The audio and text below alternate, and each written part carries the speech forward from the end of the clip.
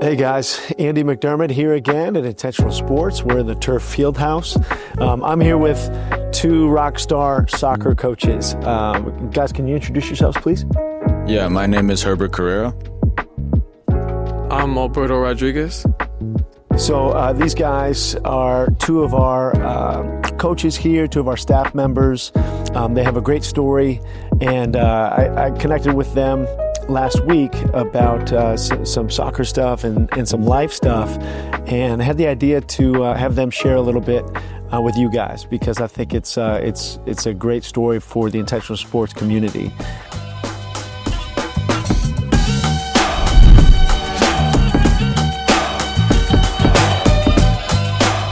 Guys, take turns, answer however you want to, but let's start with how did we meet? How did we get connected? How did you guys find intentional sports?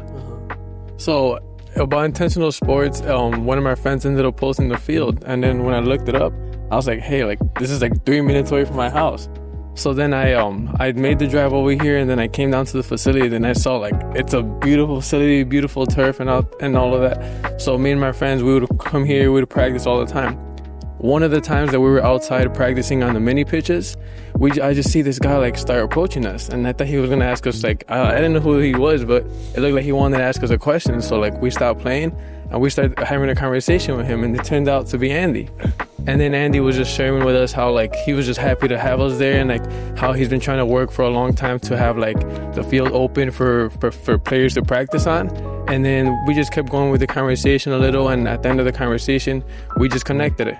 After that, he reached out to me about connecting with the managers and for a potential role at Intentional Sports, which later on, that's when I took on the opportunity. Yeah, so similar to Alberto, I'm from the neighborhood, grew up here, but we never had a space of this caliber.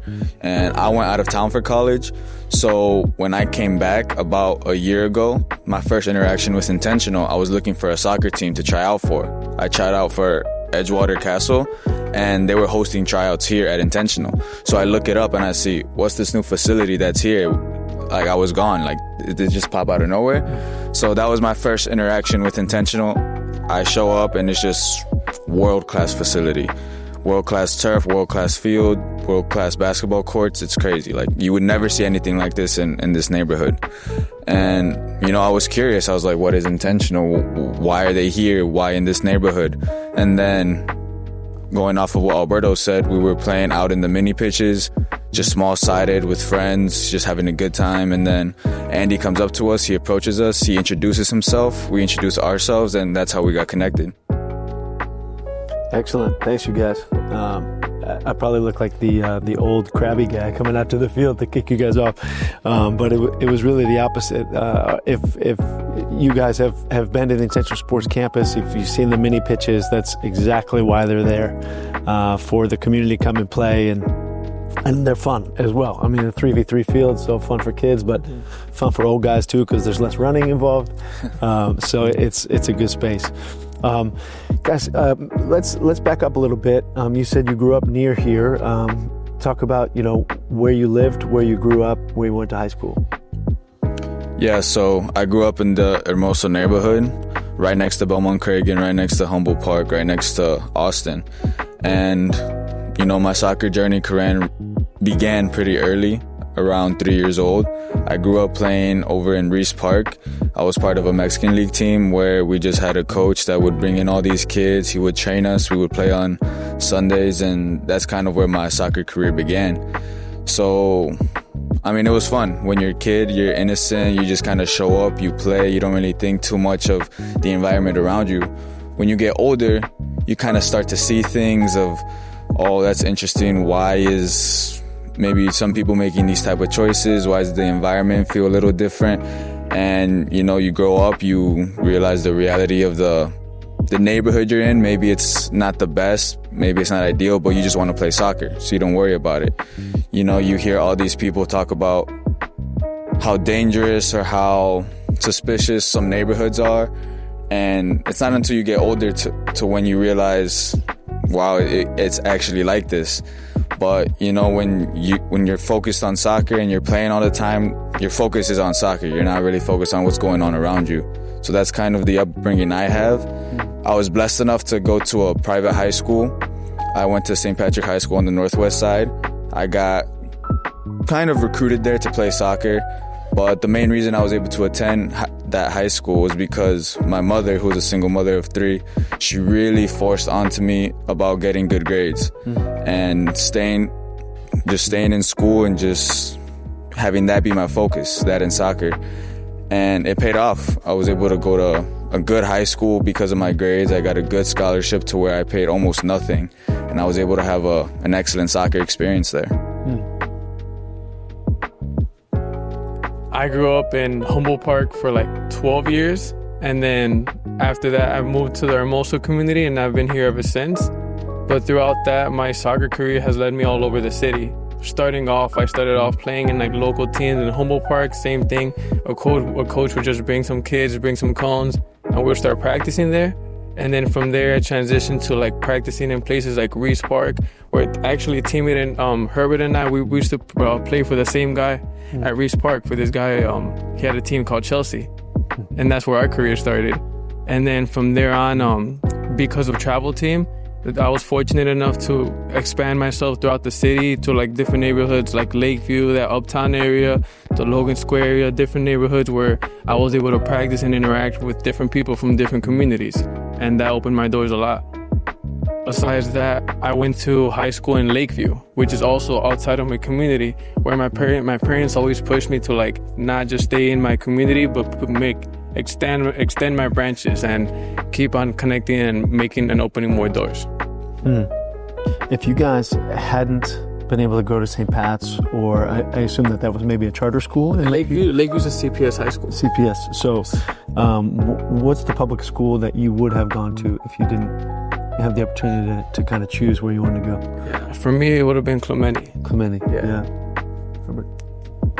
For me, it would have been Kelvin Park High School. Yep.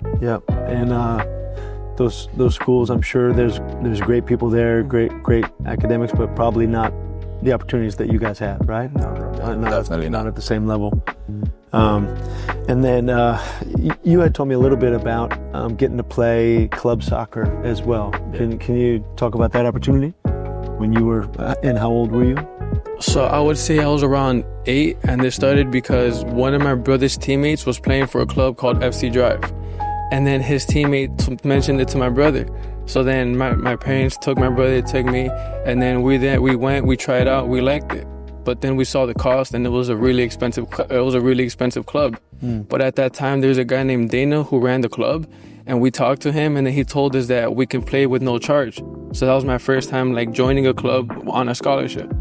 In that first club is when I had like a lot of major experiences where I was able to travel to Washington, D.C. on a coach bus with my teammates. We're all wearing the same uniforms and all, and just that whole experience at like 8 years old really opened my doors to like what the soccer world is like. After that, I've been fortunate enough to have multiple doors open in various clubs where I followed up in Magic, and then Chicago Fire, and then clubs like Olympiacos as well. There was always the people there that were looking to help and open doors for people that wouldn't be able to do it without the money. And then because of that, me and my siblings were all able to play college soccer and open a lot more doors for us. That's great. How about you? Did you play any club soccer when you were younger?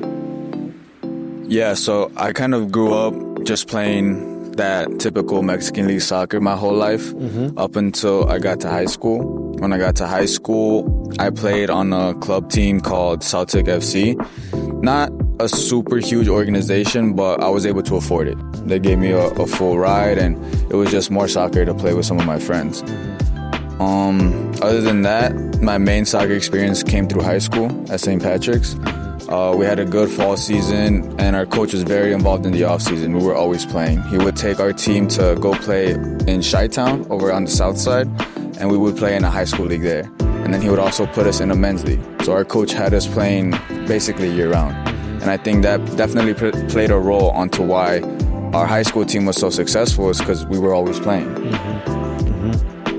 Yeah, I hear a good theme there, that you guys were the beneficiaries of a couple of good coaches, good people who gave you those opportunities, right? Yeah, definitely. Yeah. That's I love that. Those are heroes in my mind. You know, those kind of guys or kind of coaches or women who reach out and make things possible for young people. When we were talking last week, you mentioned something about a lot of your friends who were not so lucky to get those opportunities. Yeah. What's that like?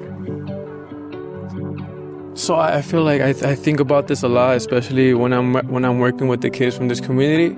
I had a friend specifically who lived, like, I would say less than half a mile away from here. I went to high school with him in Lakeview, and he had the same theme as us, where he loved soccer just as much as we did. But whenever we would suggest to him to try out for a travel team and things like that, he couldn't afford it. He's like, oh, my parents aren't going to want to pay for that. I can afford to pay for that. And then so he never was able to take that soccer route. At 17, he ended up losing his life because he ended up overdosing on something. And then because of that, like, whenever I think about intentional, I think about kids like him. Kids like him that are going to be affected and are going to have a better route out and not be limited by not being able to afford a club financially, and just having the opportunities to play in their local neighborhood. Besides that, I've also had a lot of really good teammates who, out of nowhere, I just started seeing them show up less and less to practices. I started seeing them less in games, and then later on I'll see them on a news report that they got into a gang fight or something like that, and it just leads to negative consequences. Herbert, similar story with some of your friends or neighbors or guys you knew? Yeah, I mean, I pride myself in the choices I made for friends.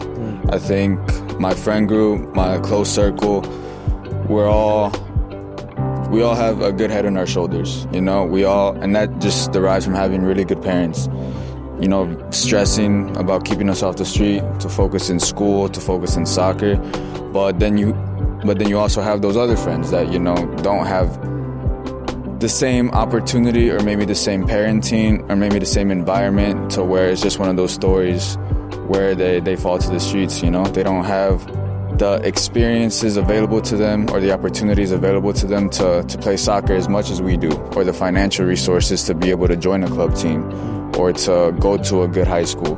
And that definitely, you see it all the time. It plays a role in how it can affect the kid's life as they grow older.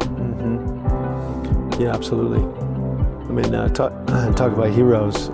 Your mom, as a single mom, Alberto, your parents who, you know, were looking for those opportunities for you guys.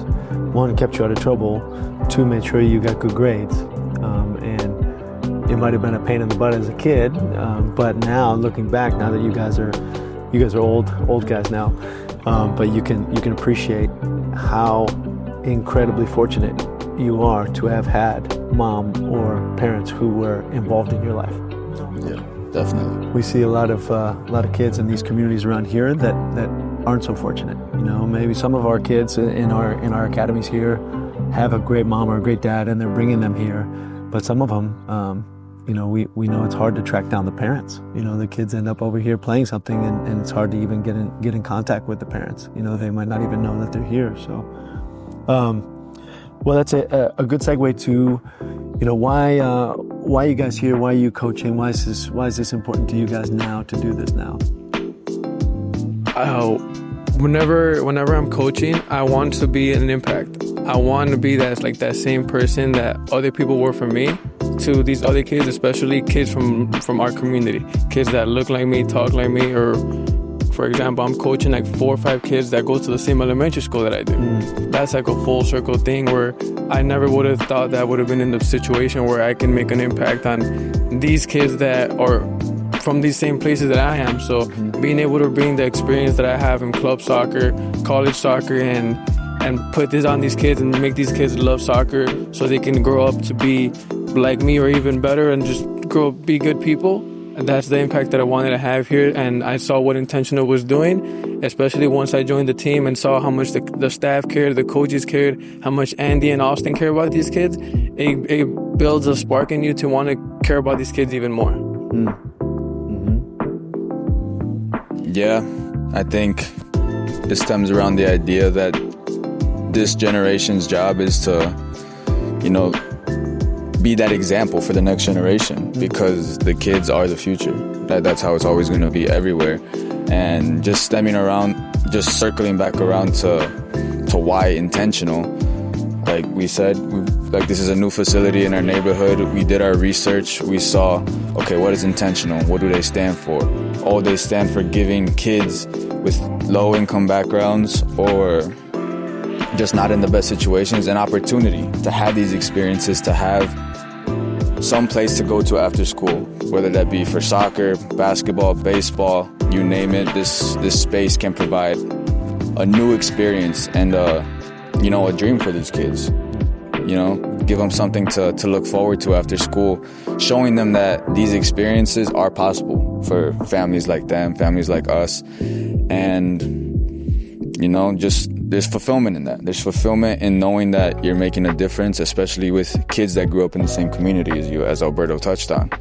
And, it's just about coming in to work every day and being, when I come into work and I see kids see me and Alberto and they're smiling and they're joking around and you see that they're enjoying being here, then there's no other feeling in the world, because that shows that, you're making a difference. These kids look forward to coming here every day. Mm-hmm. And real quick, I didn't ask you guys this earlier. Can you tell me about college? You just finished school? Yeah. All right. And so tell us where you guys are at school and what you studied or are studying. Yeah, so I wanted to go out of state for college, so I went to Augsburg University in Minneapolis. I got recruited to play there, and I've been blessed with good coaches my whole life. The coach over there, Greg Holker, great guy, great role model, great leader. The way he ran his program was crucial into how I go about my everyday life. The values that he's instilled in us: commitment, industrious, resilient, selflessness. It's just, I apply it to my everyday life. So I'm very grateful for that college experience. I think playing college. What did you study, Herbert? What was your degree? I studied marketing, business marketing. Yeah. And you graduated last year? Yeah, last spring. Nice. Alberto? I'm graduating this semester from Trident College, which is a community college, with my Associates of Arts. And then I played 2 years there. It's a JUCO, it means that's the Community College League. And this upcoming semester, I'm going to be transferring to Roosevelt University, where I'll be playing D2 soccer there. And my major that I want to graduate in, I want to be something in business, either business management or admin. Mm-hmm. Great. Well, that's important. I want to make sure that we talked about the education piece here, because who knows, maybe one of these guys keeps playing and we see him playing for Barcelona someday. Who knows? But most importantly is they can already be heroes to these little kids that they're coaching, because one, they went to good high schools and they worked really hard at their soccer and at their grades. But then two, one is already done with college, one is going to be done with college. For so many kids in this community and in other urban centers around America, going to college is like a foreign concept, right? It's like some of these kids could never even dream about going to college. You guys are here to say it's absolutely possible, and even just to give them here's how I did it, I love that they're here working with these kids, 5 of the same kids who went to the same elementary school as you.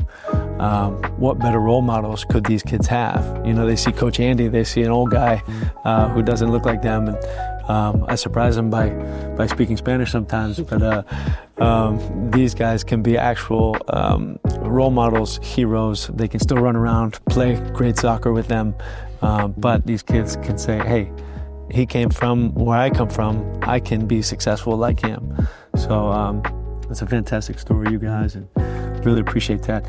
Quickly tell us about the internship that you guys are doing this summer. I think that's exciting. Yeah, so the internship is going to be with a sports marketing company. It's called TGI Sports.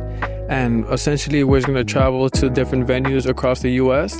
and we're gonna set up different events. For example, right now they have us on an MLS Next tournament. We're gonna follow some of the the Mexico games. We're gonna work some of the Copa Oro. It's just gonna be a lot of soccer this summer, and it's gonna be great. Yeah. It's gonna be great for a couple of true soccer nerds. For sure, it's paradise this summer. Who do you guys support more, the U.S. national team or the Mexico national team? You could be honest, it's okay. I think for me, the Mexican for sure. I feel more of a connection with them, and I enjoy their soccer a little bit more. Yep, yeah. Herbert, what do you think? Whoever's better at the time? I gotta say the Guatemalan national team, because I'm Guatemalan. Ah, nice, even better. But we don't get to see them all that often. Yeah, but they qualify for the Copa Oro this year, so that'll be exciting. So you'll be able to maybe be at a game where they're. Maybe I think we'll catch a game. I love it. That's fantastic. Well, this is great, man. I really wanted the community to be able to hear your story. To me, you guys are a success. And part of the future of this organization. And I'm really grateful that you're here.